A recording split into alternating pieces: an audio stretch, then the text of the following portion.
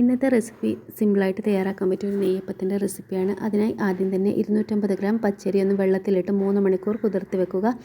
ഇനി ഇതിലെ മധുരത്തിനാവശ്യമായ ശർക്കര പാനി ഒന്ന് തയ്യാറാക്കിയെടുക്കാം. ഇനി നേരത്തെ കുതിർത്ത് വെച്ച പച്ചരി മിക്സിയുടെ ജാറിലിട്ട് 4 ടേബിൾ സ്പൂൺ തേങ്ങയും 2 ടേബിൾ സ്പൂൺ ചോറും കുറച്ച് ചെറിയ ജീരകവും ശർക്കരപ്പാനി ഇളം ചൂടോട് കൂടിയതും ഇതിലേക്ക് ഒഴിച്ച് നല്ലതുപോലെ ഒന്ന് അരച്ചെടുക്കണം. കുറച്ച് തരിയോട് കൂടി വേണം അരച്ചെടുക്കാൻ. ഇതുപോലെ അരച്ചെടുത്ത ശേഷം ഇതിലേക്ക് ഒരു കയ്യിൽ മൈദ കൂടി ചേർത്ത് കൊടുക്കുക. മൈദ കൂടി ചേർക്കുന്ന സമയത്ത് കുറച്ചുകൂടി കട്ടിയാവും.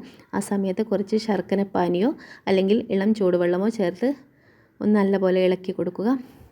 ഇനി ഇതിലേക്ക് കുറച്ച് തേങ്ങാക്കൊത്ത് കൂടി ചേർത്ത് കൊടുക്കുക. നല്ല ചൂടായ എണ്ണയിലേക്ക് ഓരോ കയ്യിൽ ഇതുപോലെ ഒഴിച്ചു കൊടുക്കുക. എന്നിട്ട് രണ്ട് ഭാഗവും നല്ല ബ്രൗൺ നിറമാവുന്ന സമയത്ത് നമുക്ക് എണ്ണയിൽ നിന്ന് കോരിയെടുക്കാം. ഇപ്പം നമ്മുടെ നെയ്യപ്പം ഇവിടെ റെഡി ആയിട്ടുണ്ട്. എല്ലാവരും ഒന്ന് ട്രൈ ചെയ്ത് നോക്കണേ.